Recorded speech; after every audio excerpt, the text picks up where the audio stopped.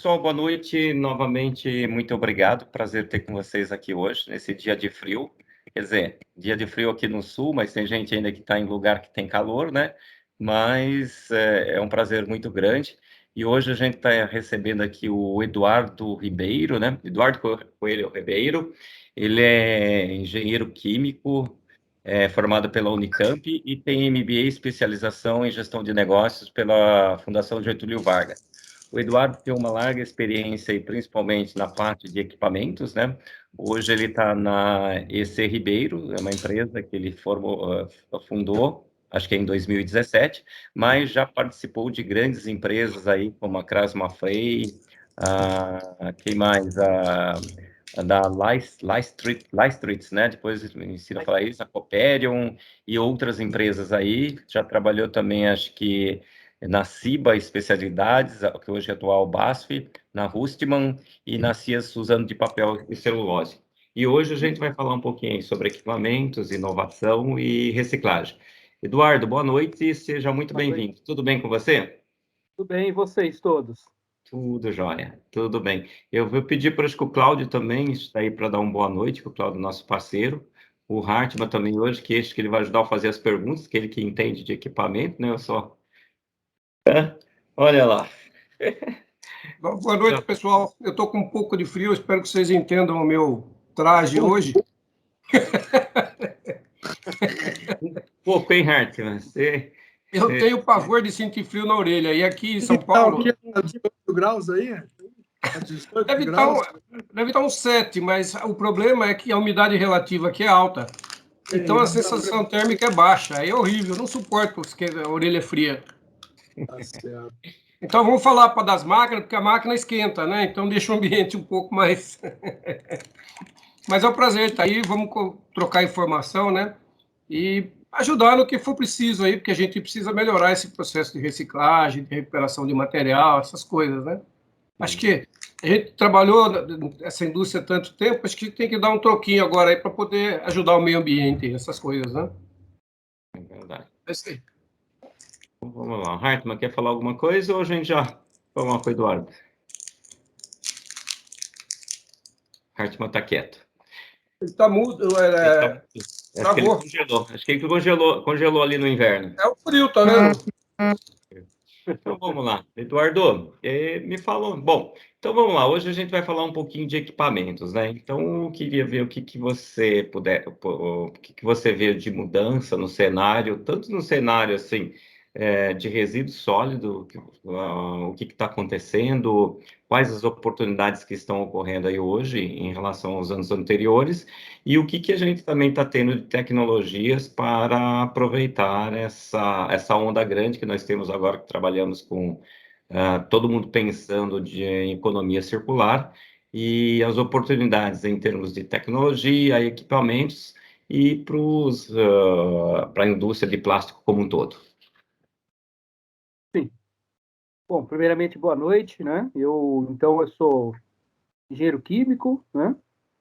E eu comecei trabalhando primeiramente num produto, num material que é concorrente do plástico para embalagens, né? Que seria papel e celulose, né? Máquina B6 aqui de Mogi das Cruzes, né? Da Suzano, faz embalagens, né? E a fábrica de Embu também, né? Fazia, ainda faz. E eu lembro na época da Suzano, a Suzano tinha uma petroquímica, que depois virou Quator, que depois virou Braskem, né? Então eles tinham esse investimento lá, né? Então, assim, existia também muita reciclagem de fibras naturais, né? De papel, numa fábrica ali também de Ferraz de Vasconcelos da Suzano. Porém, a reciclagem, né, de papelão do lado, vamos dizer assim, é um processo que usa muito produto químico, muita energia e muita água, né? Depois que eu saí da Suzano, eu fui trabalhar na Ciba, e dos trabalhos que a gente fazia na Ciba era na parte no ETE, no ETA, polímeros, né? Pigmentos, corantes, todos os químicos que a Ciba tinha, né? E E a gente usava muitos químicos, né, para você conseguir reciclar o papelão do lado e depois formar uma embalagem, né? E eu posso te garantir que no processo de reciclagem, né, quando você coloca essa embalagem, por exemplo, em contato com uma comida quente ou fria, toda aquela contaminação das fibras tem grande potencial para migrar para a comida, né? Então, isso é uma vantagem que o nosso setor, que agora eu venho trabalhando desde 2009, o que aconteceu? Em 2009, a Ciba foi comprada pela BASF, né, globalmente, do negócio, e a partir daí eu comecei a trabalhar no mundo do plástico mais efetivamente com equipamentos na Copério, né? Passei 3 anos na Copério, depois eu fui para a Leistritz, como representante da Leistritz. Não sei se o Hélio vai se lembrar, mas eu fiz até uma apresentação para uma turma dele, de máquina dupla rosca corrotante uma vez, né? Na USP. Eu lembro que eu estava te reconhecendo, viu? O mundo é pequeno, né? Pois é. E você sabe, senhor Hélio, quando eu fui fazer a entrevista lá na Copério, e eu não tinha muitas noções ainda em 2009 sobre extrusão, né? E eu fui procurar informações para estudar, para entrevista. E aí o primeiro livro que eu achei foi o seu, de reciclagem. Bem interessante ali, eu fiquei uma semana estudando ele. E a máquina da Copério não tinha nada a ver com as máquinas ali, porque era uma dupla rosca corrotante, né? E o livro é mais voltado para monorroscas, né? Então, sim. foi bom que eu aprendi bastante coisa ali sobre extrusão, né? Foi o meu primeiro contato ali com a reciclagem de plásticos, foi naquele livro ali, em 2009, né? Legal. E aí eu fui comprando livros para aprender cada vez mais, né? Melhorias, né? Que a gente podia fazer no processo. Depois eu fui trabalhar na Krauss Maffei, né? Fiquei até 2017. E assim, a minha passagem nos equipamentos, né, nessas empresas, a Copério é uma empresa referência para fazer master batch, plástico de engenharia, compostos, né? Especificamente as dupla roscas. Lá também tinha uma divisão que tinha transporte pneumático, né? Onde você pode, quando as máquinas são muito grandes, você alimenta pneumaticamente as máquinas, né? Sem os operadores colocarem a mão. Então, por exemplo, a Copério tem máquina na Braskem de 20 toneladas hora, né? E uma dupla rosca gigante, né? Só para degasar, às vezes eles aditivam, né? O granulador também é gigante, né? Fabricação própria, né? Só que para alimentar essa máquina tem transporte pneumático, né? Porque não tem como você um operador. E o transporte pneumático leva automaticamente os materiais, né? Ou você usa vácuo, né? Ou você usa um soprador. Então você tem cálculos lá de balanço de massa e energia para você definir qual é o tipo de processo que você vai usar, né? E depois da Copério, quando eu fui para a Leistritz, aproveitando de falar assim, a gente estava falando também, que outro dia a gente estava discutindo, né? Uma coisa é quando você consegue fazer o transporte de um produto que já tem tamanho de pele, tem densidade, tem tudo, né? E você tem alguma coisa também quando a gente fala de resíduo sólido para transporte pneumático ou a ponto de aparelhos, essas coisas? Sim, existem equipamentos especiais para você fazer esse tipo de transporte, né? Alguns equipamentos simples, como rosca, mas também outros que você pode calcular. Se você tiver um peso uniforme no seu material, você consegue calcular um peso específico, e aí em cima do peso a velocidade que você vai colocar o ar comprimido ou vácuo, e aí você tem a velocidade que o material vai passar pela linha, pela tubulação, né? E então você pneumaticamente você quando a gente está consegue falando de alimentar as máquinas. resíduo, né, de flakes, por exemplo, a gente tem uma regularidade muito grande com relação a tamanho, materiais, um monte de coisa. Eu não, particularmente, até quando a gente tinha resina, já tinha uma série de problemas que a gente tinha lá que resolver, lá, cabelo de anjo, fazia um monte de coisa. Eu fico pensando quando a gente tem numa linha de reciclagem mesmo. O cabelo de anjo é um problema quando a velocidade está muito alta, né? E aí, quando ele passa na curva, ele vai batendo e vai degradando o material, né? Ele vai juntando ali, então deu uma série de problemas. Mas você consegue hoje, mesmo o Flake tendo uma certa uma faixa aí de tamanhos, você consegue equipamentos para trabalhar ele em velocidades menores, né? E você consegue ele alimentar a máquina de forma pneumática, né?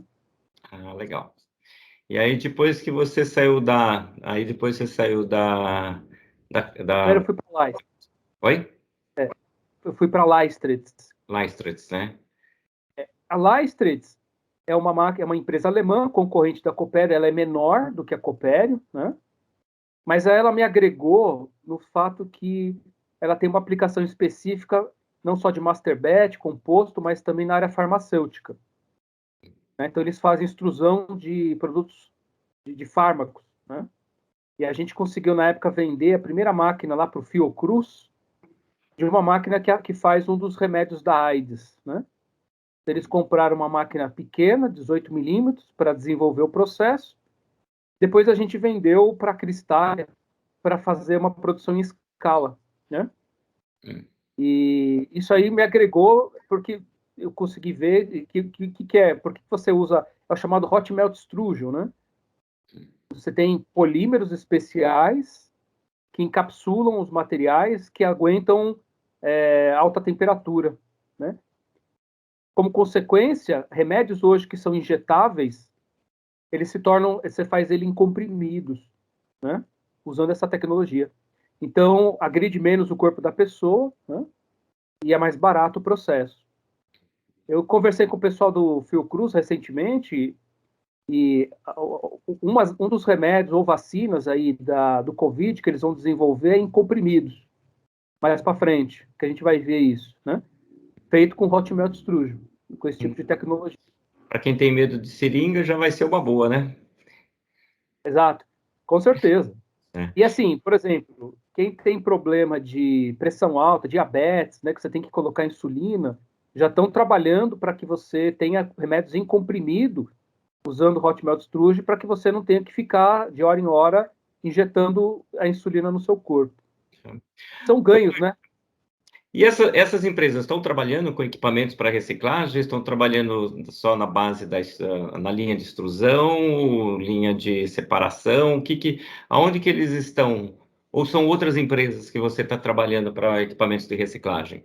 Não, eles têm equipamentos para reciclagem, tanto Leist, Copério, a Kraus-Maffei, né, que foi a última empresa que eu passei. Lá a Kraus-Maffei me agregou a área de borracha e silicone, né, chapas, né, máquinas para chapas, máquina de espuma expandida, de poliestireno, polietileno, de PET, de PP, que as outras empresas não tinham. Né?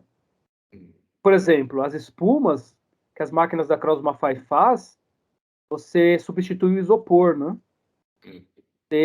E ela pode ser usada para embalagens desses alimentos quentes, que ao invés de você colocar numa embalagem de papel cartão, você coloca numa embalagem de espuma. O plástico não migra material para o alimento, né? E ela conserva melhor o calor. Né?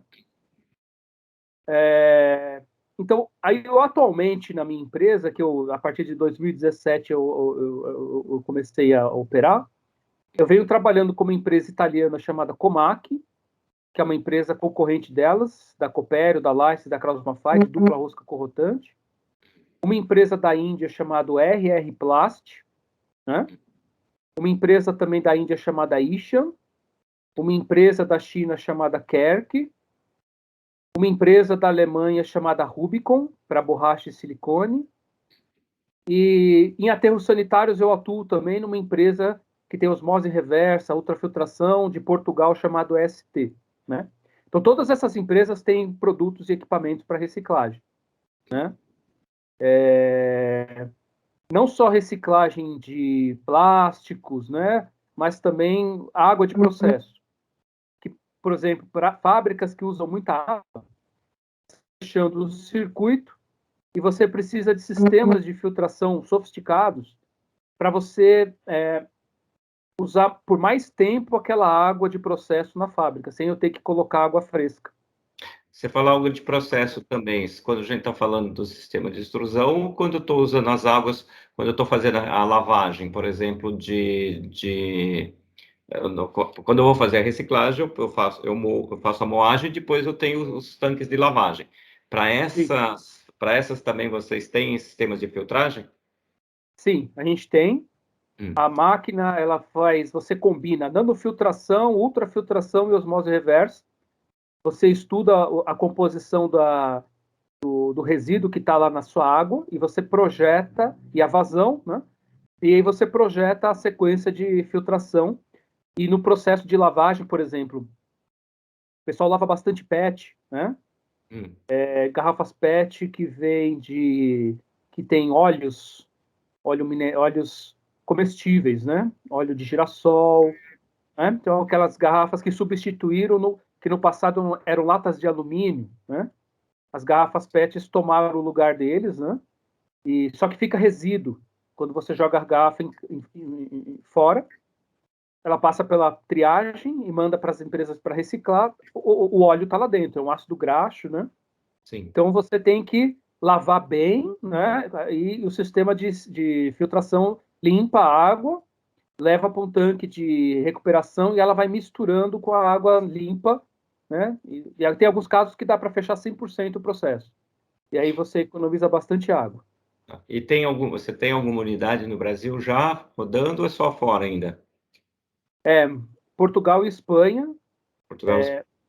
são em aterros sanitários, no Rio, no Nordeste, em Manaus. Esse equipamento ele serve para filtrar o chorume, né? Então ele filtra o chorume e a água você tem uma água industrial, né? Tem um tanque no primeiro que a gente colocou que foi em Niterói, no aterro sanitário de Niterói, tem até peixe nadando, né? E a gente chegou a fazer, por exemplo, análise da água do Rio Tietê e do Rio Pinheiros, simulando, né, nos nossos filtros, e ele limpa, né?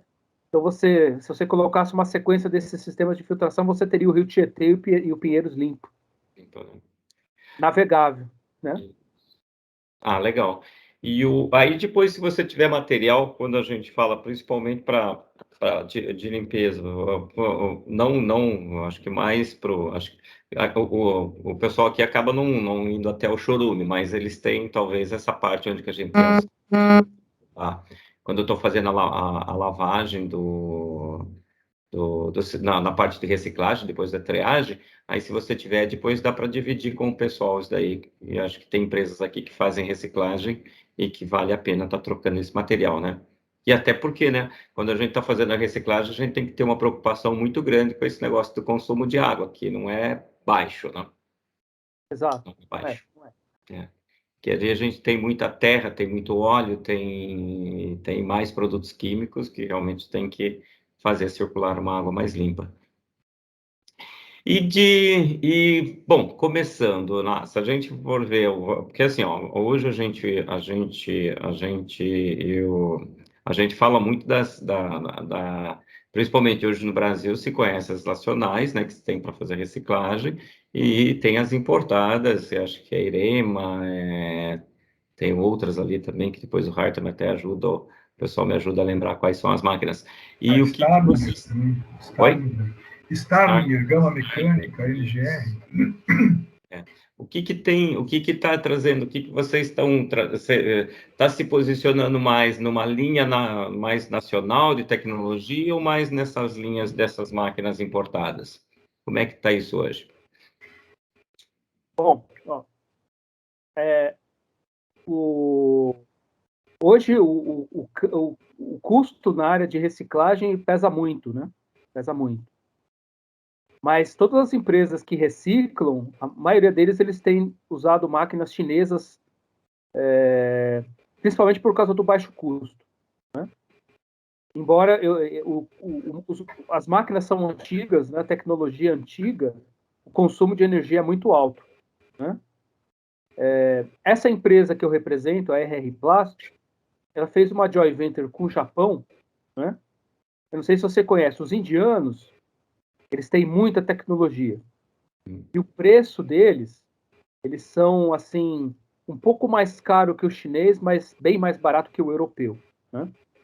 Em nível de investimento, a gente colocaria assim que top do mercado mundial seria a máquina suíça, né? As suíças. Depois a máquina austríaca, né? Aí depois vem as máquinas alemãs. E aí as italianas, né?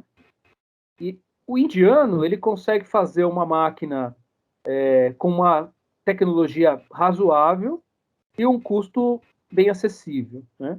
Então, eles fizeram uma joint venture com o Japão, e lá na Índia eles reciclam muito ráfia, filmes, né? É muito... E numa etapa só, sem ter que granular o material. Então, a forma como ele desagrega, como ele limpa o processo, é bem diferente do tradicional nacional. As empresas nacionais não têm ainda uma tecnologia como a deles para conseguir fazer isso. Os europeus têm, né? A Irema tem, a Starlink tem, só que você vai pagar 2, 3, às vezes 4 milhões de euros, né, na tecnologia deles, né? No indiano você vai pagar 500 mil dólares, né? Então o custo também é importante.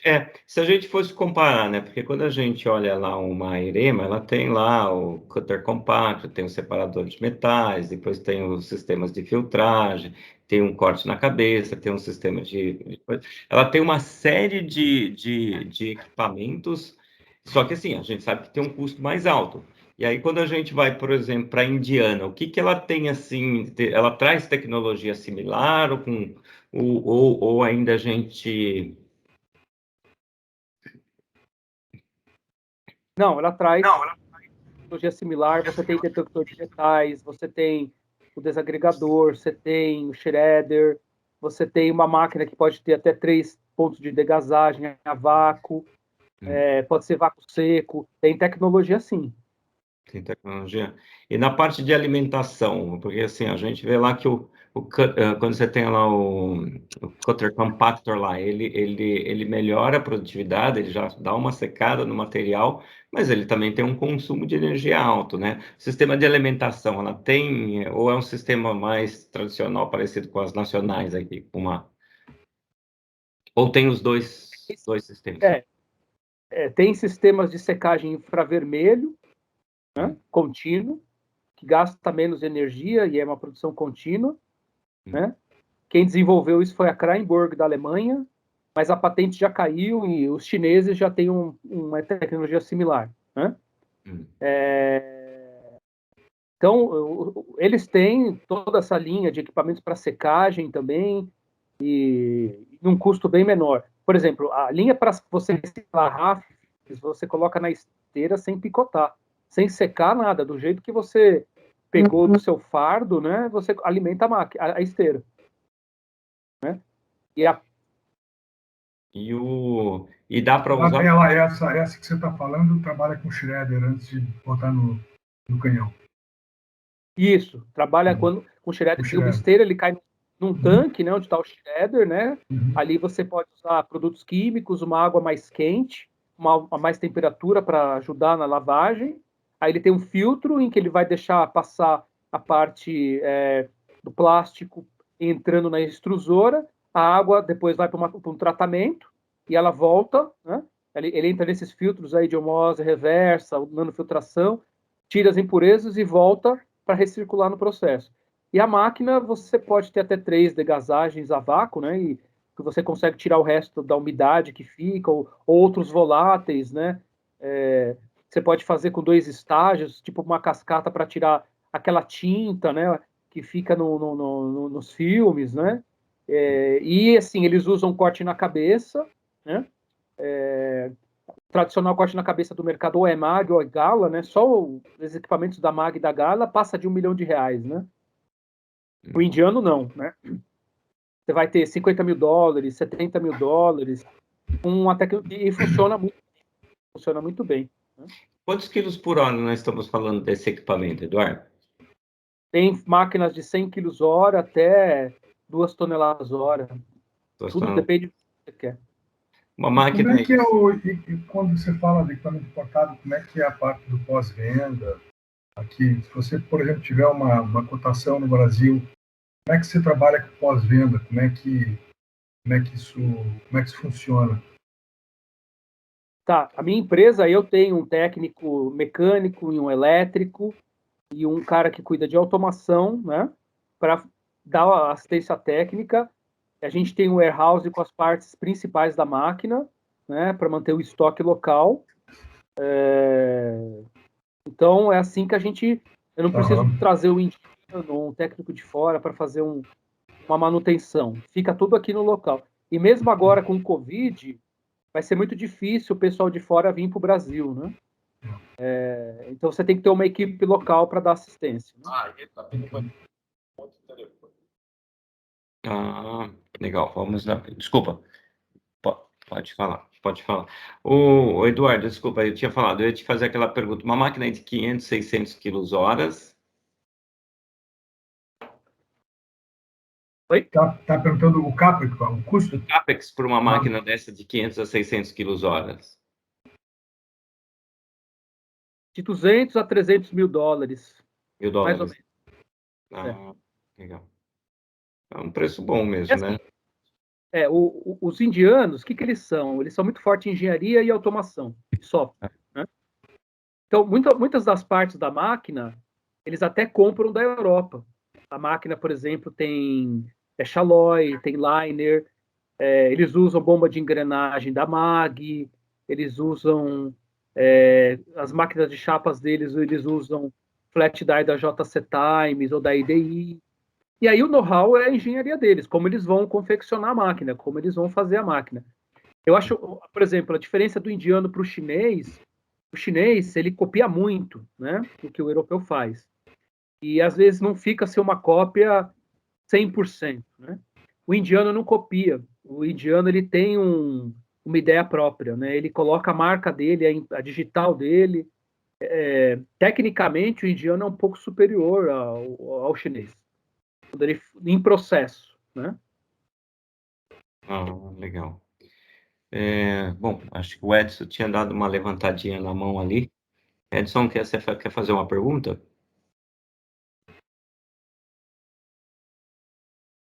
Caiu?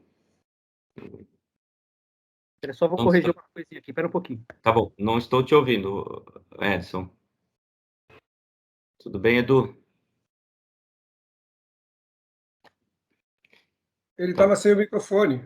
O Edson, acho que a gente não está te ouvindo. Me ouvindo? Melhorou? Sim, agora sim. Foi. Então, tá me ouvindo? Todo mundo ouvindo? Sim. Bom, eu sempre tento entender o que a gente fala em tecnologia. Né? É o exemplo da RAF aí. No Brasil, existem umas particularidades. A gente consegue tirar de uma ráfia de Big Bag ou de saco produtos totalmente diferentes. De secagem ou aglutinação, que no Brasil se aglutina muita coisa, né? O que se consegue de produto final numa máquina desse sistema, por exemplo, o indiano, né? A gente sabe da fluidez de uma origem de uma ráfia, né? Qual é a fluidez, sabe dos caminhos que ela percorreu no mercado. Às vezes isso aí tem um pouco da sujeira agrícola, um pouco da sujeira industrial.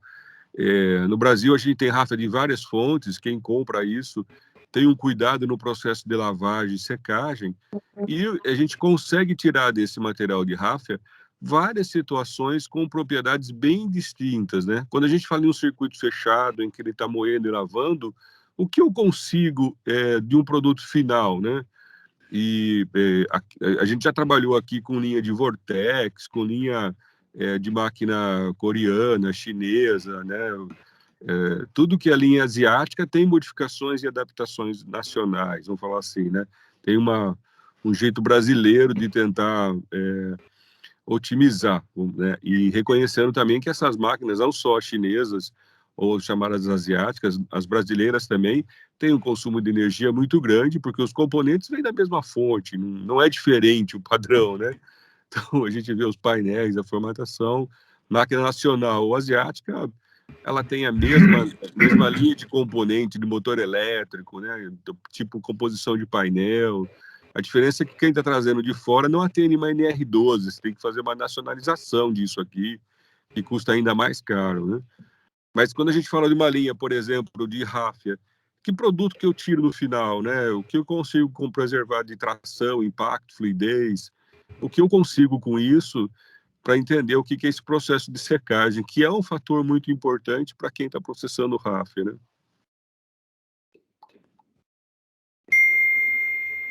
Ó, Eduardo tá aí? Caiu? Congelou? Será que ele te ouviu? Eduardo? Depende de qual dos Eduardos. Eu acho que travou tudo. O que vai responder? Se você quiser responder, também não tem problema. Tá vendo? Nossa, deu uma queda. Eu Congelou, estou te Manuel. ouvindo. Oi? Ele está congelado lá para a imagem. Ele está Pessoal? congelado. Ô, Hartmann, tu faz comentário. Ele congelou de verdade com esse frio, né? Congelou, né? O que eu posso fazer aí? O que você pode fazer? Eu acho que o Edson fez algum comentário. Se você quiser fazer alguns comentários enquanto o Eduardo volta. Não, estou ouvindo aqui. Pessoal? Oi, voltou. Oi, Eduardo.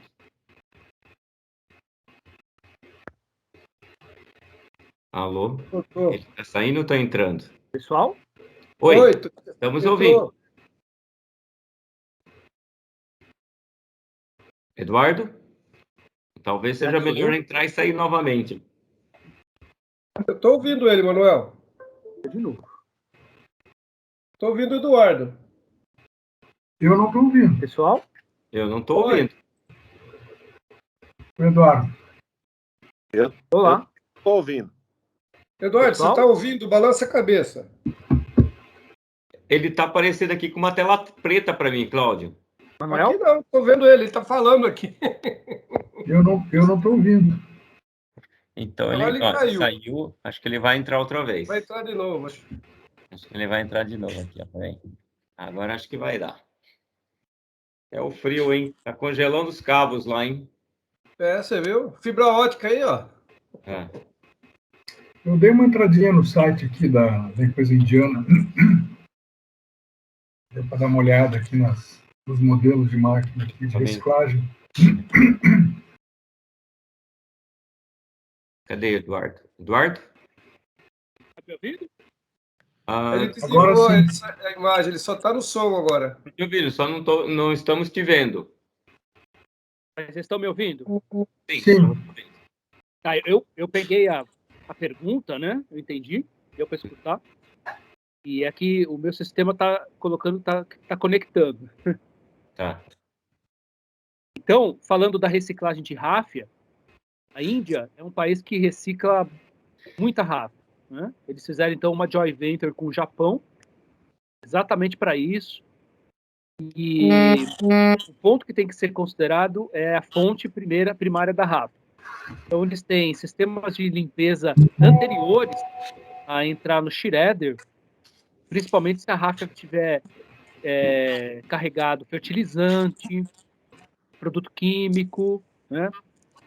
Que deixou aquela contaminação, principalmente com gordura. Então, ele abre as fibras antes e passa por um equipamento que ele abre todas as fibras antes da ráfia e ele entra como se fossem pequenas fitas, né? Em fibras têxteis, né? Aí ele entra na esteira, aí ele entra nesse compactador e no outro shredder, aí é que ele termina a lavagem. O maior cuidado é na água, que você vai ter que ter um tratamento de limpeza da água mais forte, porque ele vem bastante contaminado com tudo, né? Principalmente com adubos, fertilizantes, são os piores casos, né? E aí ele entra na extrusora, sabendo que a fonte de origem da sua ráfia, você vai calcular o LD, né, da extrusora, para que ele tenha um bom tempo de residência, para que ele consiga ter no final o produto, para ter um MFI bom, para que você possa ter utilizações mais nobres do material, né? Então, tudo depende da fonte. Aí, o engenheiro de processo, ele vai calcular o LD da máquina, que tipo de degasagem, ele vai fazer o perfil da rosca, que é outro segredo, né? Você saber qual o perfil da rosca que você vai fazer. As nossas máquinas da RR Plast, se você falar sobre o consumo de energia dela, né, num processo desse, um fator que a gente usa é o SEI, que é quilowatt-hora por quilo de material produzido, né? A máquina lá dos indianos, eles estão na faixa de 0,22, 0,23, né? Quilowatt-hora por quilo de material produzido, né? Eu vejo as máquinas nacionais, eu já medi algumas, né? E é 0,4, 0,5, né? Da Vortex e de outras, ADL. As importadas também, acho que as importadas também trabalham nessa faixa aí, 0,3, 0,4, né? O redutor faz a máquina consumir mais energia, né? O Eduardo. Oi. Manuel. Estou falando de monorrosca, né? Para fazer a Isso. reciclagem. Oi. Deixa eu só fazer uma pergunta. Eu não entendi bem quando você fala que passa no shredder, aí lava e vocês produzem também sistema de lavagem? Produz. Então, o que Sim, mas aí acontece? Se sistema a de garrafa lavagem. tiver... Sim, se for garrafa contaminada, tiver, por no exemplo, caso. Sim, se for pós-consumo, já foi usado e não é a para industrial do fabricante da Hafner, nem a de bag, por exemplo, de petroquímica, que é limpo. Seria material de fertilizante, de resíduo de cerâmica, enfim, sal e coisas do gênero, né? Açúcar. E aí, você falou, passa no shredder e aí entra na máquina, na extrusora, não entendi. quando ela está muito contaminada, por exemplo, lá na Índia eles produzem muito açúcar também, né? E trabalham tudo com Big Bags, né? Então, antes, ele tem um sistema de lavagem, pré-lavagem, que ele passa também por um shredder, é um tanque grande, tem um shredder, e no final ele tem um equipamento que é como se ele fosse um refinador, né? E ele abre, ele destrói a fibra, quebrando a ráfia, quebrando em pequenas fibras, né? Bem leve. E essas pequenas fibras, com isso usando também atrito e calor, né? Para ajudar na limpeza. E aí esse material é levado para o segundo estágio, onde ele entra numa esteira, aí ele entra no tanque, nesse tanque também tem o shredder, e com água circulando, alta temperatura, e depois passa por um filtro em que a água vai para um lado para ser tratada ou recirculada e o material plástico entra na extrusora, né? Então, eu queria entender essa parte de processabilidade, né? Porque, vamos falar em ráfia no Brasil, é pós-consumo. O mercado, o volume é pós-consumo, né? Ninguém quer ráfia de usina pela quantidade de açúcar que existe, pela dificuldade de processabilidade de lavagem. Mas uma ráfia pós-consumo, na nossa forma de trabalhar, eu consigo fazer um material para multifilamento com aplicação com 30% de uma resina prime, uma blenda, vamos falar assim, que é o que a gente vê na indústria do carpete, né? Então, e eu consigo fazer um material com um controle de carga de até 5%, de uma fluidez de 8 a 10, de 8 a 12. E eu posso manipular o processo de aquecimento, de secagem dela, em que eu vou colocar essa fluidez dessa linha com uma fluidez de 15 a 20, perdendo propriedades de tração, de impacto, mas aumentando essa fluidez só pela forma de processabilidade. Eu queria entender esse processo de granulação. Como é que como é que funciona isso? A lavagem no Brasil é separada, na verdade. Para quem trabalha com ráfia no Brasil, tem as empresas que fazem a lavagem, né? E tem as empresas que só fazem o processo de granulação desse material, né? Eu queria entender esse processo e também ideia de custo. Vamos falar de uma máquina, que no caso aí, monorrosco, cascata, 160, 150 milímetros, né? É uma produção aí de 500 kWh. O que custa um sistema fechado desse, né? Para ter essa produção? Porque quando eu pego uma ráfia no Brasil, um Big Bag chega a dar 25%, 30% de perda na entrada. Vai perder de sujeira na entrada, né? É o que ele traz de arrasto da agricultura, da construção civil, da indústria cerâmica, né? assim, eles na Índia, eles estão acostumados a fazer a linha integrada, né? Então, eles não trabalham como uma empresa só lava, a outra só granula, não, eles fazem tudo, né? E você, dependendo do tipo de produção, né, da taxa de produção, vai ser uma cascata ou não, né? Dependendo do processo, não vou precisar de uma cascata. Dependendo do processo, por exemplo, a Comac está num trabalho que eu estou fazendo com eles, que eles querem incorporar carga, reciclando ráfia, aí eu estou usando uma dupla rosca corrotante, né? Mas ele vai agregar valor no produto, né? Então vai se pagar uma máquina dupla rosca. E aí ele vai conseguir chegar a 30% de carga, né? Carbonato de cálcio, né? E no final, você pode escolher, a 30% dá para granular espaguete, né? Ou você pode usar um water ring, né? Não é bem um corte na cabeça, é um tipo de corte na cabeça, que é o water ring, que é mais simples, mas ele funciona muito bem. E a máquina do indiano para ráfia, você também pode usar o water ring ou o espaguete. Tudo depende da aplicação final que você tem. Né? Tem clientes, por exemplo, alguns projetos que a gente vem discutindo, que eles estão pegando a ráfia, estão incorporando fibras naturais, né, para no final eu tenho um granulado ali, tipo um WPC, né, e no final eles vão jogar numa monorrosca para fazer dormente de trem, né. Esse é um mercado interessante, né.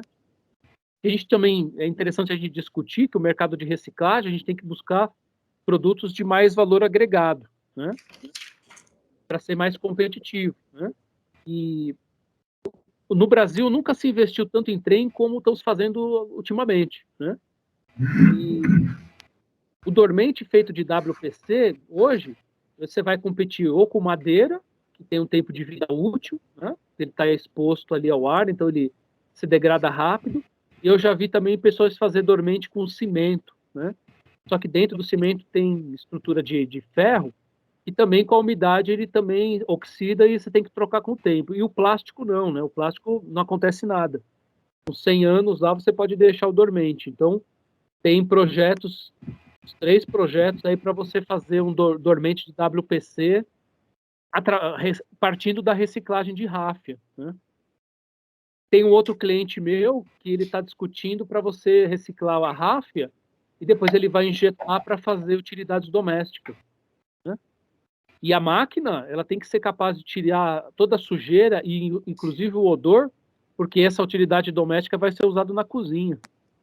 Né? Isso pode, então, Eduardo. Eu tenho que calcular a degasagem dela, a vácuo, para conseguir tirar todos esses voláteis, né? Esses orgânicos ali, que eles é que dão cheiro, né? Então, e aí muitas vezes a gente usa um sistema de vácuo a seco, que é uma máquina, como se fosse uma dupla rosca em parafuso, né? E aí você consegue degasar e tirar os orgânicos de forma mais eficiente, né? Porque o vácuo tradicional que a gente usa é um anel de água, né? Só que o anel de água, às vezes ele puxa muito o material e acaba levando resina junto, né? Ô, Eduardo, só uma questãozinha que você estava falando aí, por exemplo, quando a gente fala, ou você tem uma tecnologia, porque assim, na verdade você vai acabar indo em contato com o alimento através quando você faz utilidades domésticas, né? Isso tem passou para a Anvisa, o processo é certificado, como é que está isso? Passou por um controle, não certificação de Anvisa, que a Anvisa não certifica isso não. Mas eles fazem um controle, sim, na fábrica, para que não tenha contaminação de micróbios, de bactérias, né, e nem cheiro, principalmente o cheiro. E o cheiro é o que mais pega, né? Quando você vai comprar alguma coisa para sua cozinha, se você sentiu que o material... Então, assim, ó, é um assunto polêmico, Eduardo. Um assunto polêmico. Eduardo. Polêmico. Talvez seu cliente não esteja bem consciente ou não esteja bem informado, o pessoal que orienta ele, porque ele vai fazer um investimento e vai dar com os burros na água, porque não pode. Inclusive, a garrafa PET hoje, que o bottle do bottle, leva 2 anos da Anvisa para certificar o sistema, entendeu? Os caras que estão no mercado aí... Os caras que estão no mercado aí... Esse meu cliente, ele já produz e já vende. Ele não, um dos eu sei. líderes. Não, eu sei. A hora que a Anvisa bater lá, periga fechar a fábrica do cara. Porque utilidade doméstica, realmente o PP de RAF é um excelente produto. É um dos produtos mais versáteis aí na reciclagem para várias aplicações. Mas se for uma para industrial, pós-indústria, tudo bem. E assim mesmo, existem restrições por ser reciclado, né? Por já ter passado por um processo novo e tal. Mas só um alerta, só um comentário. A gente que está bastante tempo no mercado aí tem tido algumas... Um balde até eu acho que é tranquilo, mas quando você vai em contato com o alimento, tem que... a parte de contato com o alimento é complicado. Mas utilidade doméstica, que tu pega vassouras e cabos de vassoura enfim, baldes e potes e coisas que não têm contato com o alimento, escovas, enfim. Mas na parte do contato ali é um pouco complicado, mas é só um comentário. Então, só um alerta aí. Não, mas o processo dele é bem seguro. Não, mas tudo bem, o processo não vem ao caso. O processo pode ser o processo mais puro que tiver, só que reciclado em contato com o alimento é complicado. É um assunto que a gente que está há bastante tempo no mercado aí, realmente é bastante complicado. Né? Inclusive, para você ter uma ideia, a sacolinha plástica até hoje, tá? não foi liberado oficialmente, digamos, pela Anvisa, né? E nem daquela em Campinas, do CETEA, né? CETEA, nem pelo CETEA, que não tem contato com o alimento diretamente, tem contato com a embalagem do alimento. Existe um movimento muito forte aí, a própria Biplástico, Plastivida, no sentido, e com transformador, no sentido de aprovar a liberação do reciclado a ser diluído na sacola plástica, e não tá passando nem pelo CETEA. Os caras estão vetando, não, sacolinha vai em contato sim com o alimento, que vai botar fruta lá dentro de repente, e os caras são muito rígidos nesse sentido. Eu te digo, o exemplo clássico, por exemplo, é o PET, né? O PET, inclusive, o PET laminado, a chapa termoformada de PET, né? Que vai em contato com a parte, digamos, de confeitaria, né? Que o pessoal usava a parte de baixo marrom, com liner protegido, e a parte de cima termoformada, utilizando flake. Cara, bateu a Secretaria, bateu a Anvisa, aqui no Rio Grande do Sul, que tem um polo muito grande, cara, parou mais de 4 mil toneladas, mais de 1.500 toneladas dia de produção aqui na região, entendeu? Em função desculpa, 1.500 toneladas, não, mais de 1,5 tonelada por hora, né, que é mais ou menos a produção média aqui no polo, ali em Caxias do Sul. Cara, fechou todo mundo. Os caras foram lá e fizeram um TAC, e teve cara que acabou comprando cristalizador, importando cristalizador do exterior, e fez um TAC, se comprometeu e levou 1 ano e meio para aprovar. Né? Quer dizer, é um negócio bem complicado aí. Dá para fazer, mas a hora que bater uma fiscalização ou uma denúncia, cara, isso aí é muito complicado. É que nem a sacola. Sacola deve ter gente que usa reciclado, mas é aquela coisa que... Mas, enfim, acho que tem assim, acho que o Rogério queria fazer uma pergunta também, acho que não viu, e tem acho que o Rafael Trinca, ele fala assim, boa noite a todos, ele está sem áudio. Eu gostaria de estudar mais sobre extrusão e injeção, incluindo aspectos de moagem, pensando em reciclagem. Recomendo alguma literatura? A literatura do Hélio, né? Quem mais? A do Júlio, tanto do ponto de vista processo quanto funcionamento de equipamentos. Alguém dá alguma dica para o Rafael, o Rogério? Tem o livro do Hélio que fala sobre reciclagem, né? É bem simplesinho, né? Bem simples. Tá? Mas acho que é um começo aí, lá tem referência. Você pode também é, entrar ali no grupo lá, tem. ó, Rafael, aí você pode perguntar lá. O Cláudio... Simplesinho, mais eficiente, né? Pobre, mais limpinho, né? Você viu que até o Eduardo já fez referência aí hoje para ele, né? É. E tem o Cláudio depois pode colocar lá 1 tonelada de coisa. Eu faço pergunta para ele, ele... Até os livros do Júlio também, bem interessante, né? Júlio, né? Que vai Os de lançar. processamento, é bem interessante. Júlio Arada e Hélio Webeck. Bom, Rogério, você quer fazer a pergunta? Oi, gente, boa noite. Sim, eu gostaria de fazer uma perguntinha rápida. Na realidade, duas, tá? Primeiro, sobre corte na cabeça, né? Se eles trabalham com corte na cabeça para plástico de engenharia, que eu já ouvi que não é muito recomendado. E queria saber se vocês têm algum tipo de tecnologia para isso. E se trabalha com extrusora para trabalhar com extrusão reativa. Indicada exatamente para reação, para extrusão reativa, tá? Porque hoje você consegue trabalhar com uma extrusorinha mono, né? Mas aí com controles de velocidade, de rotação. Obrigado, Eduardo. O Eduardo tá aí? Caiu. Eduardo? Ué? Manuel, acho que Ele não caiu, tá, não. mas depois se puder. Acho que ele caiu, mas depois se puder deixar o contato dele para o pessoal, porque eu queria conhecer esse processo aí de sistema integrado de raça. Ele deve entrar, né? Ele é o convidado, né? Se o convidado não vem, como é que faz, né? Como é que a gente faz a festa sem o convidado? Ô, Hart, mas você assustou ele lá, ele já foi falar pro cliente dele que não pode, hein? Opa! Tá no telefone com o cliente lá. Mas é uma preocupação mesmo. Não, mas realmente é... Sério isso. Eu mesmo não me sentiria confortável. Porque não é só orgânico. Tem um monte de coisa que você não garante que você vai retirar, né? Eu gostei que ele falou no início lá, quando ele trabalhou com papel, da migração do papel lá na embalagem de alimentos lá. Eu gostei daquilo lá, hein? E é verdade.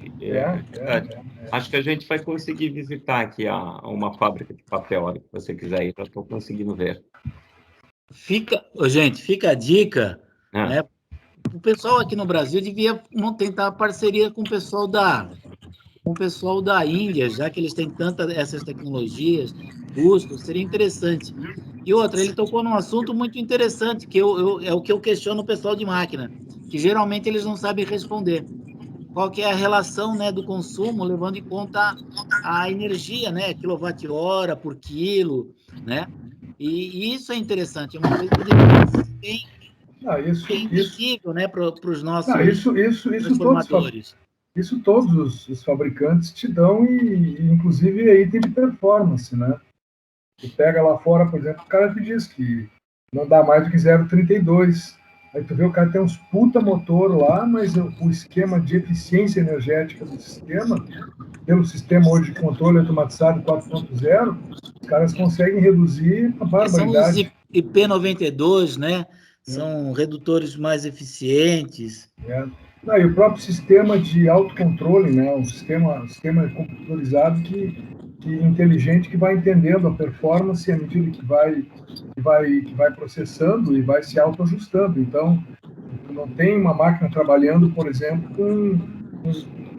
com alguma coisa desregulada fora. Ele te dá a informação e alguns até corrigem automaticamente à medida que vai andando. Mas alguém perguntou, desculpa, não sei, sobre o plot engenharia, né? Sobre corte na cabeça. Olha, eu pelo que eu conheço aí de 25 anos de visitando todos os fabricantes a nível mundial aí e conhecendo fábrica, você chega nos centros de tecnologia dos caras, tá lá as máquinas de poliurefinas todas montadinhas com corte na cabeça. Aí o cara diz, aquelas ali com espaguete é para poliestireno e para nylon e plástico engenharia, entendeu? Eu não vi ainda a plástico engenharia trabalhando corte na cabeça. Porque na hora que você faz exatamente isso, que na hora que você faz o corte, quando aquela esferinha está se fechando, ela acaba absorvendo e prendendo a umidade dentro. Claro, exatamente. E aí, para quem trabalha com plástico de engenharia, sabe o quanto que isso é terrível. Né? Principalmente quando envolve nylon, né? Não, policarbonato é muito pior. Claro. PET. E assim, você não consegue tirar essa umidade por estufagem, porque ela está aprisionada dentro do grão. É verdade. Então, quem vai injetar uma peça para usar um grão desse, tem problema, né? O material vai degradar, vai ter hidrólise, vai ter marca na peça, aí é complicado. Eu acho que deu problema no sistema do Eduardo. Eu estou pedindo para ele reiniciar. Ele está falando aqui que não está conseguindo. Deixa eu ver se eu consigo. Eu vou pedir para ele reiniciar. Só voltando aqui na solicitação do Rafael, você tem essas literaturas, né? Mas tem que definir um pouquinho aonde que ele vai estar na reciclagem também. Tá? Se ele vai estar fazendo tudo, né? Qualquer material, ou especificar um material, se ele vai estar só na moagem, na prensagem, na granulação, né? É verdade. Uma coisa que nós não entendemos, nós da reciclagem mecânica, né?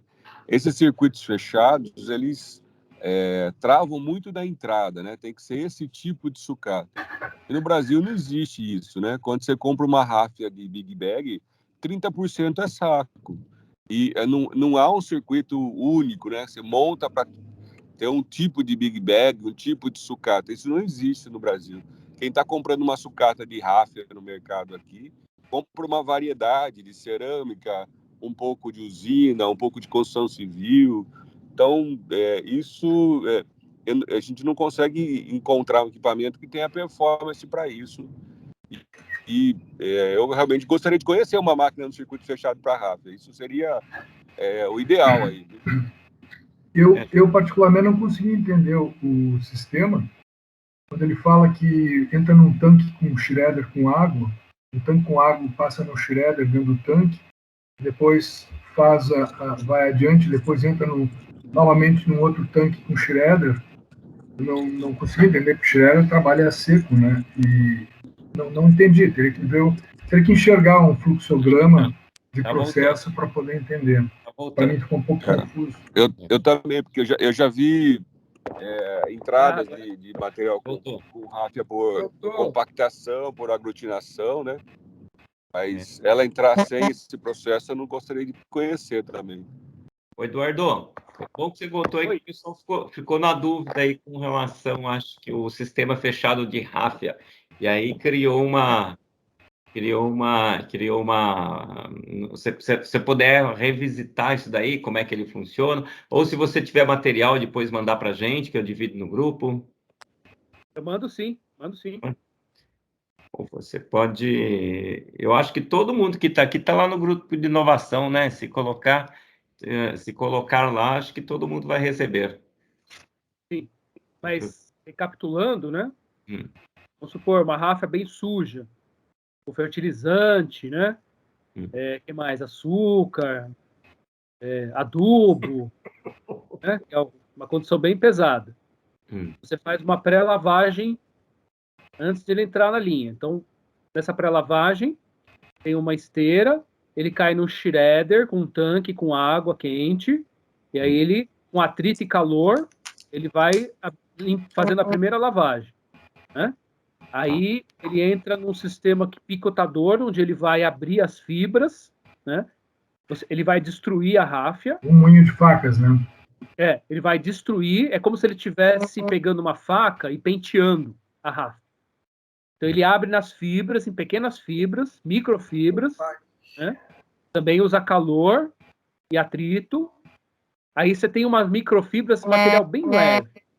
Você pega isso, coloca na esteira alimentadora, ela leva para um tanque compactador, onde tem o segundo shredder. Ali ele vai e termina a lavagem. Ali você tem água com produtos químicos, né? E aí depois que conseguiu fazer a lavagem, o plástico passa por um filtro, separando o plástico da água. A água vai para uma parte de baixo, onde a água é tratada e ela volta recirculando. E o plástico entra na extrusora. Isso né? é inline, Eduardo? Oi? É um sistema inline? Isso, é um sistema inline, contínuo. Né?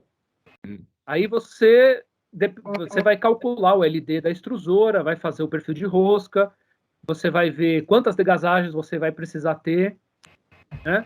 Principalmente a vácuo, porque tem muitos voláteis, né? Quando você usa adubo, fertilizante, tem muito volátil que ainda fica ali preso na resina e você tem que tirar isso, né? E aí depois você granula, né? E você pode usar um water ring, que é um tipo de corte na cabeça, em que ele vai estar no formato como se ele fosse uma lentilha, né? Ou você corta em espaguete, depende da aplicação final que você quer. Você também pode fazer em espaguete, né? Isso aí foi uma joint venture que os indianos fizeram com o Japão, né?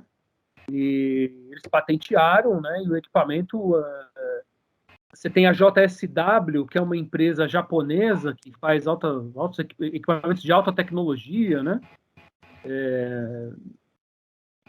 A JSW tem um sistema parecido e a gente tem um sistema, vamos dizer assim, mais competitivo, né? Que o indiano é mais competitivo em termos de preço do que o japonês. Né? Mas é tecnologia comparada com a JSW? Foi feito em conjunto. Foi feito em conjunto, uma joint venture com o Japão. E esse sistema completo que você falou que fica na faixa aí de uns $500 mil para fazer aí uns 550, 600 quilos hora? Eu daria uma faixa aí entre 300 e 500 mil dólares, né? Depende do material de construção do barril que você vai usar, né? Para o sistema de lavagem, moagem, mais a extrusão, mais como você fala, o ring, o water ring. Water ring. Mas quando você fala depende do sistema do barril, um barril para reciclagem, vocês trabalham com alguma coisa que não seja o nitratamento ou um sistema mais apropriado para reciclagem? Mais simples? Não seja um Shalloy, por exemplo? Tipo um Shalloy. Shalloy é marca registrada, mas eu digo, tipo, depois com bimetálico, com nitratamento. Por exemplo, nesse processo você vai arrastar muita umidade para a máquina, né? Então você vai ter que cuidar da oxidação, né? Então você tem que pegar um material mais nobre pensando na oxidação, né? Okay. Agora, se eu pegar uma ráfia mais limpa, que eu não passar por esse processo, aí eu uso um material mais nitratado, né? Ô, Eduardo, e aí você consegue, pelo que você está falando, você consegue colocar, o material entra com uma umidade alta, pode entrar com umidade, até quantos por cento de umidade na extrusão? Não tem limitação, porque o sistema de degasagem da máquina é muito forte, consegue retirar bastante umidade. Como assim não tem limitação? Entra com 20%, 30%, 10%? Não, menos de 10%, né? Mas assim, é diferente de uma resina como o PET, né? Que mexe no IV, né? Porque a água ataca o IV hidrolisando, né? Então você tem que cuidar da entrada da umidade quando você recicla a PET. Mas numa poliolefina, digamos, num polietileno de alta densidade, até 10%. Não precisa. Então, por exemplo, a gente fez um trabalho na Galvanotec, na Sul, eles reciclam bastante. Aonde? Na Galvanotec. Galvanotec. Trabalha com PET, né? Eles reciclam muito PET, né? E eles compraram. Na época que eu estava na KraussMaffei, eles estavam com um projeto de colocar uma dupla rosca corrotante, justamente para ele não fazer pré-secagem no PET. Ele queria tirar a pré-secagem no PET. Né? Então, você só consegue fazer isso se você tiver uma boa degasagem. Ou você tem uma monorrosca com 3 degasagens a vácuo, né? Ou você tem uma dupla rosca com uma relação de diâmetro alta, né? Com bastante volume livre, para que você consiga tirar toda a água. A máquina da KraussMaffei faz. né, consegue fazer. Só que o investimento é 5 milhões de euros. Uma máquina Quanto? de Quanto? 10 toneladas hora, você vai pagar 5 milhões de euros. 5? 5? A Galvanotec optou pela Balzano na época, pagou 1,5 milhão de euros. Se ele fosse comprar uma máquina da R Class, estaria uns 800 mil dólares. Né? E o italiano, a Balzano, por exemplo, eles usaram um anel de água para fazer o vácuo, para tirar, para secar, né? Tirar toda essa umidade, não destruir o IV do PET. Só que o vácuo estava tão forte que ele puxava a água, os oligômeros, resina e entupia todo o sistema de vácuo. E o cliente passava 3 dias limpando a máquina. Né? Então ele trabalhava, parava 3 dias limpando o sistema de vácuo, aí trabalhava de novo. Né? E aí a gente deu a ideia dele usar um sistema de vácuo a seco. Né? E aí é uma tecnologia muito boa, alta, né? De alta performance, e você não puxa tanto oligômeros, e aí quando ele trocou o sistema de vácuo, ele resolveu o problema da máquina dele. Né? Quando a gente leva isso, volta para a ráfia, hoje uma moagem de ráfia no Brasil, ela chega, você moe lá, passa por 3 secadoras, ela chega numa indústria de reciclagem de 18% a 25% de umidade. E existe o processo hoje de compactação, ou de aglutinação, e onde você vai retirar essa umidade para poder entrar na máquina e não perder com a oxidação do material. Você não perde tantas propriedades e você trabalha com canhão, com temperatura, com uma série de coisas para atingir, para conseguir vários produtos que têm origem de ráfia, vamos falar assim, né? Para compor isso, né? Eu não entendi como é que era processa e entra uma umidade de 10%, 20%, e o que eu consigo com isso? Porque quando eu entrar com 10% de material de ráfia com água, pela trama, pelo fio que ele carrega isso mesmo, o processo de produção, mesmo tendo bomba a vácuo, ele não vai perder propriedade, não vai degradar muito esse material? Então, o processo que o Brasil faz, vocês não desfiam a ráfia, né? Quebrando em microfibras têxteis, vamos dizer assim. Né? Os indianos eles têm um equipamento que eles penteiam, vamos dizer assim, a ráfia, destruindo as fibras têxteis em microfibras. Né? Isso facilita a lavagem, facilita a nadegasagem, sem quebrar, sem perder as propriedades. O brasileiro não usa esse sistema. O indiano usa, né? Porque estão acostumados a reciclar ráfia muito suja, né? Mesmo com cimento, com adubo, fertilizante. Então eles têm que fazer isso, senão o sistema não consegue limpar adequadamente, né? Quando você faz isso, né? E o sistema de vácuo bem calculado e o perfil de rosca, né? Eu vejo também que os brasileiros têm dificuldade no perfil de rosca. Esse é o segredo da máquina, o perfil de rosca. Uma das coisas que eu aprendi quando eu passei pela Coperion era essa. E no Brasil, você conta nos dedos as pessoas que sabem. É muito difícil. Né? E eu vejo que algumas empresas do Brasil também têm uma dificuldade, né, em acertar o perfil de rosca, principalmente na zona de degasagem. Então, aí, no final, ele acaba perdendo a propriedade dele. O perfil de rosca vai dar a taxa de compressão do equipamento, né? E a gente tem variação de cada material, tem uma taxa de compressão. Tem muita gente que trabalha com PS e fala, eu não faço o PS natural, né? O PS cristal que eles falam, porque ele amarela demais. Amarela porque a taxa de compressão está errada. O cara quer fazer PS na mesma máquina de PP e aí dá problema. O que acontece é que cada resina tem uma plastificação diferente. Então, o processo começa como? A primeira parte do perfil de rosca é você fazer a fusão do material, começar a plastificar. Então, essa parte, se você não colocar apropriado para cada resina, você já começa a degradar e estragar o material. Né? Então, começa por aí. Depois você vai ter uma zona em que você vai misturar, incorporar materiais, ou tentar usar o atrito o máximo possível para poder mecanicamente auxiliar a plastificação, né?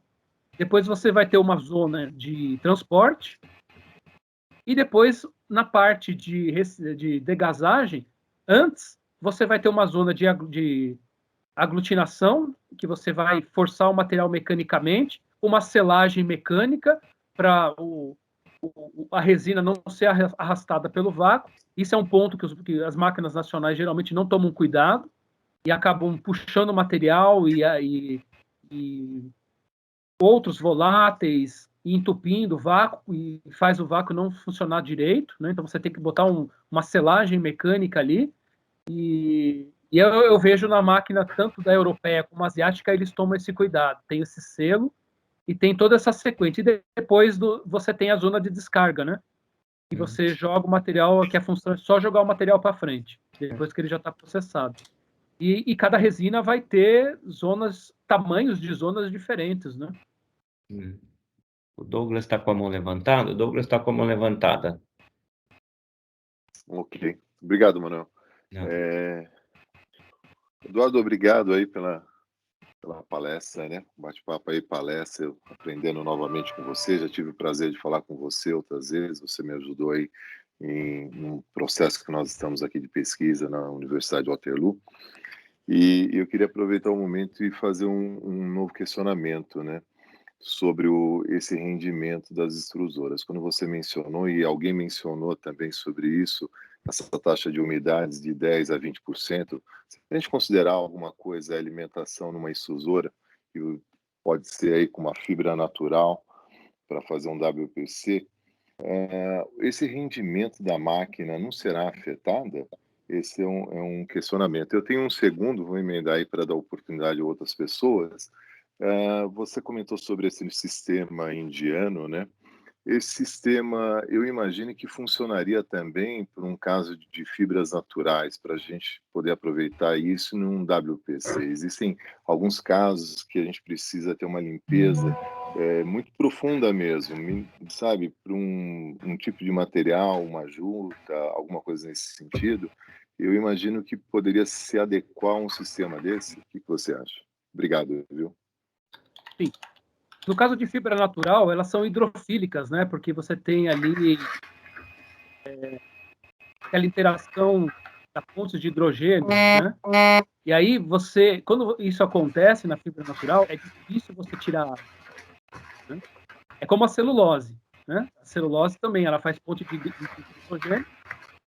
E para você tirar essa água da celulose é difícil. Por isso que, quando você trata de fibra natural, você tem que ter um cuidado para limitar a entrada de umidade na máquina, né? Tem que ser bem menos do que 10%, senão aí... Né? Mas existem equipamentos aí eu vou dizer que são os alemães, né? Eles têm elementos de roscas deles, especiais, porque a fibra natural ela tem um outro problema, né? Ela não pode sofrer tensão de cisalhamento, senão ela é destruída, né? E fora o calor, né? Porque você... com atrito você aquece, você tem assistência para manter as temperaturas controladas, né, da máquina, os barris, e se você subir muita temperatura, você queima a fibra também, né? Então, você tem que ter uns elementos de rosca especiais, no caso, aquelas uma faitinha, os Mixing Elements, ele substitui os Leading Blocks. Leading Blocks são os elementos de amassamento, você quer incorporar carga, quando você quer esmagar, né, a resina, principalmente quando você quer, por exemplo, fazer master branco de 80% de carga. Você usa muito kneading blocks para poder incorporar essa carga, né, na resina. Eu não posso fazer isso na fibra natural, porque o atrito é tão grande que eu destruiria a fibra natural. Então, eles desenvolveram um elemento de rosca chamado Mixing Elements, que ele faz essa função sem ter atrito elevado. Então, você preserva as propriedades mecânicas da fibra e incorporando o que você precisa, né? Acho que essa foi uma das perguntas E a outra, eu acho que eu esqueci.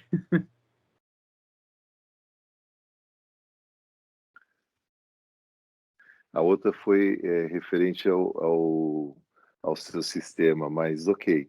Eu imagino que para fazer uma limpeza em fibras naturais, eu não estou excluindo a parte da extrusão, mas eu imagino que você tenha também algum tipo de equipamento similar a esse oferecido pelos indianos. Sim, você... Depende do tipo de cera, né? Você está falando de areia, falando de... Desculpa. Exato. Eu estou pensando em areia, em solo, no momento quando se você faz isso, né? Um harvest, você busca esse material no campo, obviamente ele carrega consigo, né, uma série de contaminação aí própria do solo mesmo, própria da agricultura. E se você for processar isso, e quando nós pensamos, né, em nanocelulose, principalmente, né, vamos pensar numa nanocelulose fibrilada, seja lá qual for o material, a gente imagina, né, o quanto isso pode trazer no processo. E um sistema desse, uma lavagem tão profunda, pode ser muito bem utilizado. Você tem algo aí já desenvolvido? Fora do Brasil, eles já fizeram o teste, sim, com um equipamento parecido desse shredder para tirar particulados, né? Só que tem que tomar cuidado que as fibras naturais elas absorvem água, né? Como eu te falei, elas fazem as pontes de hidrogênio e aí depois a etapa posterior é que você tem que tomar cuidado para poder, com um bom sistema de degazagem, tirar essa água, porque a ponte de hidrogênio é uma ligação forte, né, entre a molécula de água e a fibra natural, né? Então você tem que tomar cuidado, calcular bem o vácuo para poder conseguir secar adequadamente. Mas dá para fazer sim. Perfeito, perfeito. Tá bom, Eduardo. Obrigado, viu? Mais uma vez. Parabéns. Bom, Eduardo, eu queria só fazer mais uma perguntinha para você. Uma das coisas muito importantes quando a gente trabalha aqui com reciclagem é o sistema de filtragem, né? Porque essas coisas o pessoal até pode me ajudar aí, que o sistema de filtragem, além de para você não ser contínuo, e também é um custo significativo aí quando você trabalha com reciclagem, né? O que vocês têm qual que é o sistema de filtragem que você trabalha com a Indiana? Aí que acontece, quem montou os sistemas de filtragem bem eficientes do mundo também foi a Kreinburg, né, que você tem aquele sistema hidráulico que você tem 4 zonas, né, de filtragem, porém o investimento é alto, né? E a patente também já caiu, né? E tem uma empresa chamada Care, que da China faz um sistema similar, né? E aí eu vou falar que o sistema o troca-telas hidráulico deles, né? Vai ficar em 20, 30 mil dólares, né? Então e tem quase que a mesma eficiência. Agora eu venho trabalhando com uma outra empresa na Itália chamada Break Polymers. E eles desenvolveram um sistema de filtração contínuo, né? Que mesmo esse sistema da Kreinburg, quando ele está trocando as telas, você tem que diminuir a velocidade da máquina, né? Você estreita os canais ali no processo de troca, né? É contínuo, mas você perde um pouco de produção. E esse sistema que os italianos desenvolveram é realmente diferente. Você chega a ficar 2, 3 meses sem trocar a tela. E não há um canal de aglutinagem que você fecha a produção, que você tem que reduzir a velocidade da máquina. Ela vai trabalhando com a mesma velocidade até chegar um momento em que a tela não aguenta mais, né? E você tem que trocar, mas isso passou 2, 3 meses. Né? Acho que agora vai vir um monte de pergunta aí, porque 2, 3 meses a gente estava falando de trocar numa operação de reciclagem, acho que 2, 3 telas por hora, não é? Exatamente. É um sistema bem revolucionário, foi lançado na última NPE, né, que tem nos Estados Unidos. Foi lá que eu conheci eles, e a gente veio conversando, e agora eu estou trazendo eles para o Brasil. Eles têm preço de europeu, né? Vamos falar que o equipamento deles fica entre 50 e 150 mil euros, depende do tamanho, da produtividade, mas você tem essa vantagem de que leva 2, 3 meses para você trocar a tela. E a troca de telas não leva a ter uma válvula, né, no final embaixo da tela, que você abre, a massa vai caindo, enquanto o operador vai tirando as telas. Em uma operação de 15 minutos, ele troca a tela. Volta à produção. Mais 2 meses, 3 meses sem trocar. Então é bem interessante mesmo esse equipamento, né? Eu tenho falado aí com recicladores grandes aqui de São Paulo, eles estão bem interessados, como Raposo Plástico, Noiplast, né? Tem um pessoal que recicla bastante aqui, e a gente está começando com esse filtro aqui, né? E na Itália já tem alguns, né? Então é um sistema bem diferente mesmo, né? Do sistema da Kramer, por exemplo. O Edson aí recicla um monte também, né? Alguém quer fazer uma pergunta sobre esse assunto aí, pessoal? Esse filtro é o filtro que os europeus chamam de laser filter? Não, ele é redondo. Sim, ele não é filtragem a laser, é furos cônicos feitos a laser. Não, são furos cônicos feitos a laser, que chama laser disc, laser filter. Não é. Você tem, assim, uma sequência de malhas, né? Depende do nível de sujeira, você pode ter até 10 malhas, né? E cada uma com mechas diferentes, né? E é mecânico mesmo. É uma filtração mecânica.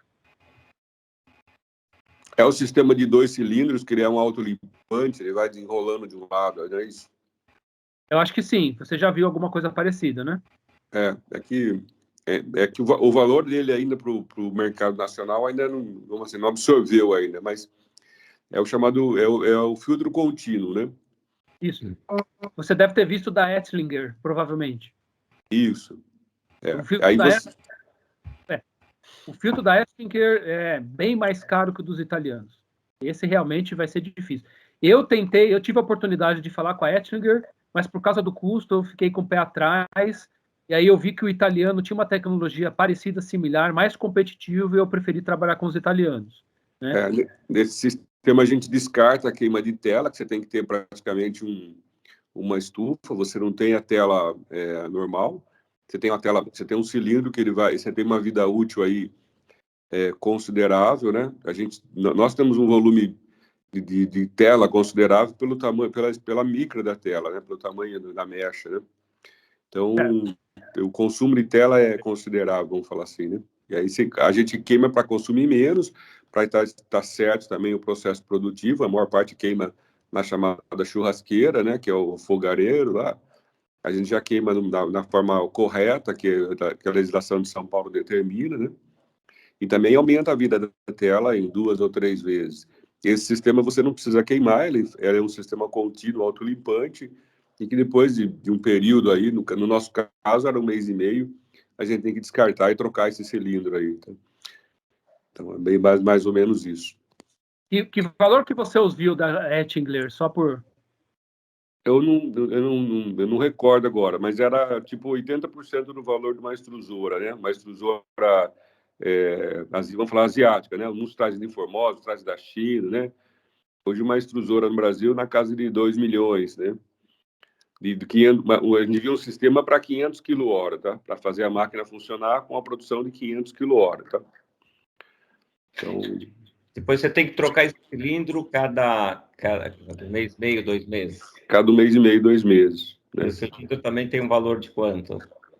Eu acho que esse aí em euros deve estar uns 200 mil euros, 250 mil euros, não? Do da Ettlinger. Vai dar 1 milhão, 1 milhão de reais. 1 milhão e 200, mais ou menos, para colocar um troca-tela contínuo, né? A máquina hoje custa 1 milhão e 800, mais ou menos. Uma máquina nacional com troca-tela hidráulico, né? Automatizado, hidráulico. Você faz a troca com o controle da pressão, né? Você tem que fazer a máquina produzir, então você troca mais tela para poder filtrar melhor, né? Então, a troca de tela não é uma despesa, é um investimento para você tirar o máximo da máquina e tirar o material bem filtrado. Aí é um conjunto de telas, não é uma tela. Chega até 8 telas, dependendo do que você vai fazer, dependendo do material. E aí você vai queimando essa tela, né? Literalmente, o mercado fala que você queima a tela, porque o pessoal queimava no fogareiro, que parece uma churrasqueira, né? Mais ou menos isso. E hoje você tem uma espécie de um autoclave gigante, que é uma estufa sem oxigênio, e você carboniza tudo isso sem queimar, e você não estraga o inox, né? Você tem uma vida útil maior dessa tela, né? A faixa de preço da Break Polymers é entre 100 e 150 mil euros. É mais barata do que a Ettlinger, entendeu? Então, o euro está 600 mil, 900 mil reais, nessa faixa, depende do tamanho, né? Mas esse cilindro depois você tem que trocar a cada 2 meses. O cilindro custa quanto? Não, só troca as telas. Só as telas. É. Só as telas. Aí já é mais barato. Já é mais barato. Tá bom. Eduardo, você tem alguma coisa disso daí para compartilhar? Pode compartilhar. Se Sim, quiser me mandar depois, aí a gente compartilha com o pessoal aí, com o teu contato, tudo. Eu acho que é interessante o pessoal ter esse sistema de tela, porque assim, o que a gente viu lá é um custo significativo a tela mensalmente para reciclagem, né? Sim. E assim, você pode fazer testes na Itália, né, com o seu material e tentar determinar qual a sequência de filtros, de meshes mais adequado para o seu processo, né? Bom, pessoal, vocês têm mais alguma pergunta? Porque acho que está todo mundo encolhido de frio hoje. Então, alguém mais quer fazer alguma pergunta? O Edu, tá quietinho, não sei se o Cláudio, o Arte, o Melinho. Quietinho aqui. Oi? Tô com frio. Não, tranquilo. Parabéns pela apresentação aí, deu para a gente conhecer, trocar boas experiências aí, sempre é bom agregar, né?